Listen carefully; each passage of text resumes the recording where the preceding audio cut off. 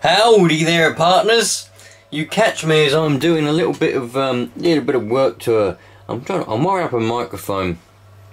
I wanted to have a little bit of an experiment to wire up a desk power mic, in exchange of this rather rubbish hand microphone. So I've just got my wires out ready, and I've just tinned them up, ready to rock and roll. There's my plug that come off of this wire.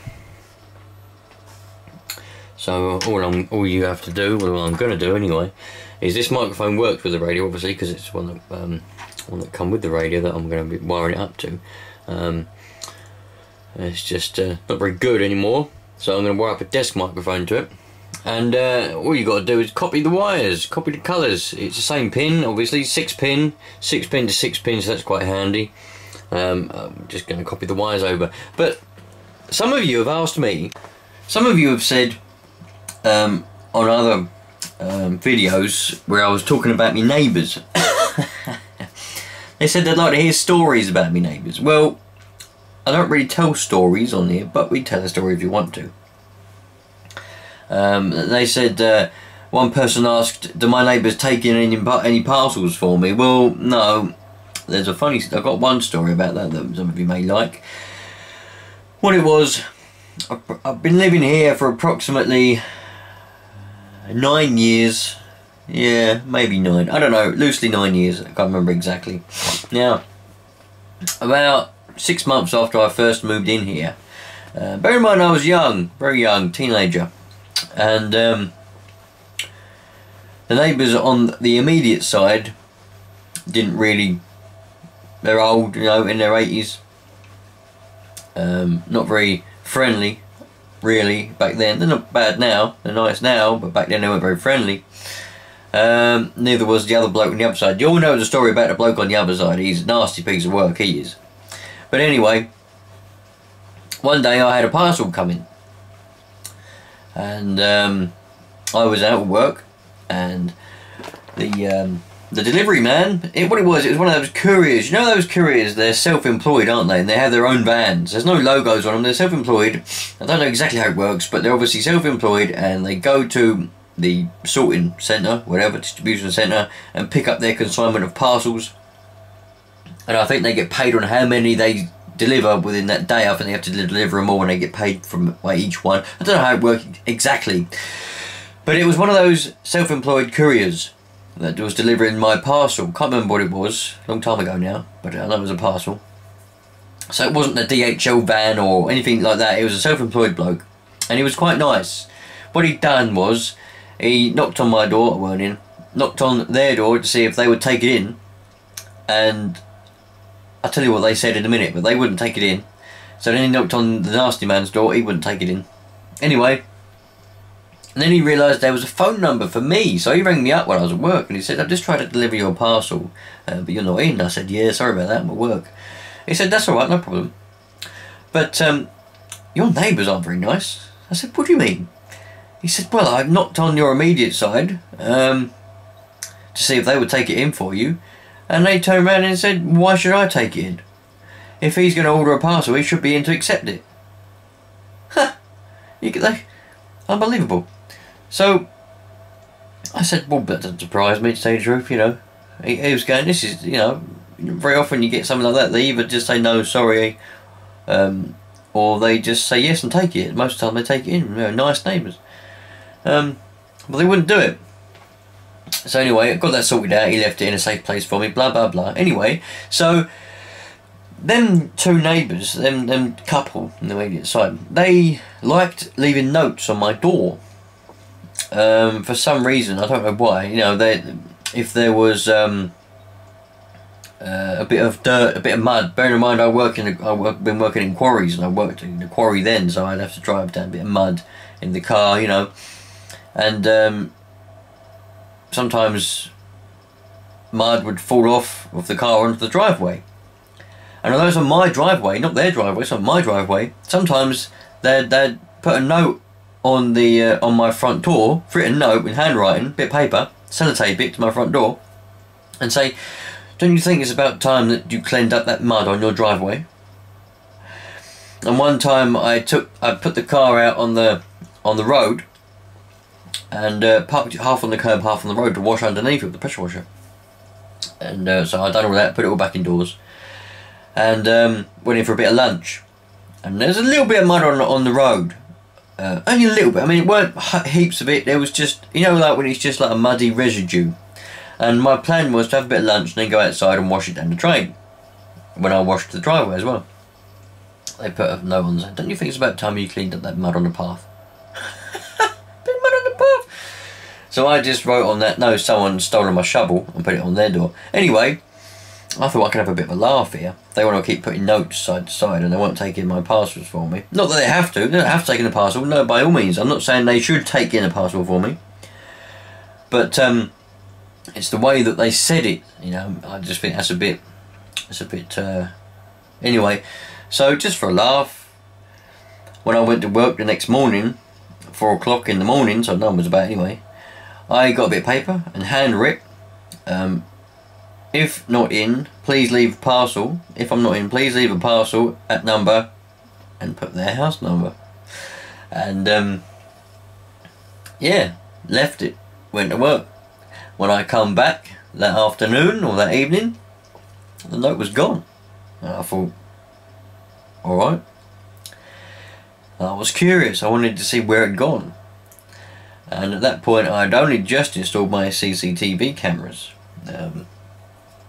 Did that a little while after I moved in here. So I thought, I'm going to look at them cameras to see what happened to that note. And sure enough, around about, I can't remember exactly, I think it was about 10 o'clock. Yeah, I think it was around about 10 o'clock. Somewhere around there anyway. He was out there watering his little plants, his little plant pots that go on the side of his house. And he was looking at my side of the house where the front door is.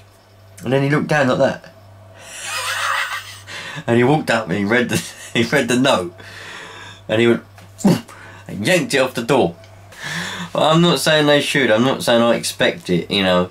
I mean, now I've been there a long time, they still won't take any parcels in for me. I mean, I would have taken in parcels for them, and I have done. They have their medicine and things delivered, you know, I'll take them in, you know, but some people, they ain't got the mentality like that, you know what I mean? It's not nice. If your neighbours, in your neighbourhood, you be nice to neighbours, neighbours nice to you, you do favours for your neighbours, you have neighbours do favours for you.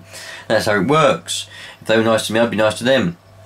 But I'm nice to them anyway, you know, there's no point in not being nice, but yeah, I just thought that's a funny story I could tell you. Don't really tell many stories on this channel, really. Not many people, I don't really think people would want to hear them, so I don't tell them. Do you know what I mean? If you ask me, like, I can't remember what his name was now. I can't remember what his bloody name was now. Anyway, someone asked me, they asked me for a story about my neighbours, so there you go, there's a story, but I ain't going to tell them unless you ask, because I don't like boring people. You might be bored. If you're bored, then don't watch it. But yeah, I'm going to go and wire this microphone up now and see if it works. Hopefully it works. Right, so just for those of you that may be interested, this is the original Gison microphone that come with this little Gison base station here. And I'm just trying to work out whether the radio's any good. And the microphone, this microphone's had it, the bit of plastic's broken there what holds the switch, the PTT switch, and it's just basically had it. I mean, I got it to work, but it sounded horrible. It was over-modulated massively for some reason, and there's no mic gain on the radio, and there's no mic gain on the mic. So I was trying to wire up this Watson. You can't see, it's very old. I've used this microphone a lot, so much that all the writing wore off. I did have stickers on it telling me what it did, but they came off as well. Anyway, so I was trying to wire this to it, and I wired it to it and it worked, but the only trouble was couldn't get any audio from it. I could get it to key the radio, but I couldn't get it to transmit any audio. So I had a look around in my box of microphones that I have up here, random. It's ones that I salvage bits from, you know, nick plugs from, and nick speaker elements, and all kinds of, not speaker elements, microphone elements and bits and bobs from. And I had this Sherman's microphone. It's just your ordinary little one here, MP 520p6. Brand new, you know, these are cheap enough. very cheap microphones.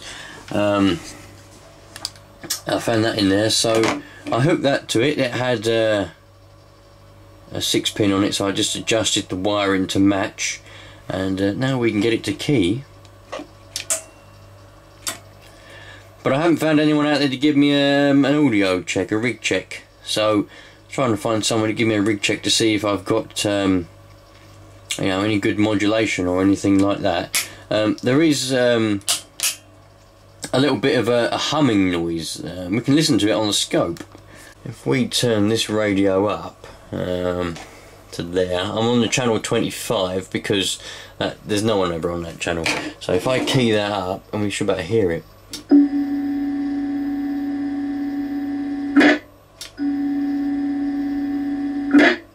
There's a little bit of a hum coming along with that. It's just feedback from the microphone because I'll turn the volume up too loud. Can you hear that hum? And you can see it on that scope as well. Hum. So what I'm thinking is it's the power supply, because this is mains powered, 240 volt mains powered. It doesn't run off a 13 volt, 12 volt, 12.8 volt, whatever. PSU, it's mains powered, and they have a little PSU inside the radio itself. I'm thinking perhaps that PSU in there, that power supply inside there, is giving up. This radio's, I don't know how old it is, probably not very old, but it could be that power supply causing that hum if it's got a bit of an issue with it. So it could be the internal power supply. This base station, the Uniace 300 there, that you can eliminate that. Having a look to see whether that is the case, because it has a plug on the back of it for 13 volts, 12.8 volts, 13 volts, whatever. But this doesn't, so it has to be plugged into the mains, and you can't plug it into a PSU to try and eliminate the built-in power supply. So I'm going to have to. You see, the problem is, if it hasn't been run up for a while, what can happen is it might just need to be used, and then the hum might go away. Some will agree, some won't disagree. Well, some will disagree with that. But in the past, I've had home base rigs where the power supply has been noisy, and I thought, oh, I'm going to have a look at that. And then I use it for a while. You know, people keep going, oh yeah, you got a hum with it, you got a hum. But after a couple of days of talking in the evenings, the hum just slowly dies down and goes completely. So I'm going to wonder whether this might do the same. Might use it for a couple of days, trying to find someone to talk to on a CB, and on the CB on 11 meters, and see what happens there. And if it doesn't, I'll have to have a look inside it, and might do a couple of videos on repairing the or changing the power supply in there. We don't know yet. We'll have to see how it goes. But some of you might have been interested how I went with the microphones. Well, there you go. I'd like a little bass microphone there. It's nice to have a bass mic, but we'll see how it goes.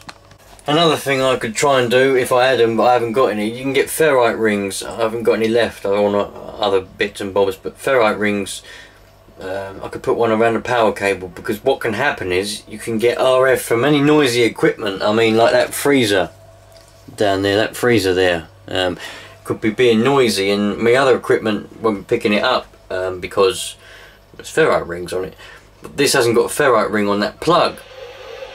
Now what can happen is, you've got noisy equipment that travels down the mains lead on your noisy, let's say this freezer's noisy, for example, that then creates noise, or goes back down the mains, back into the wiring, goes into the socket plugs, goes everywhere, creates noise all over the place, and then it will come down the plug, down the wiring, and into the radio.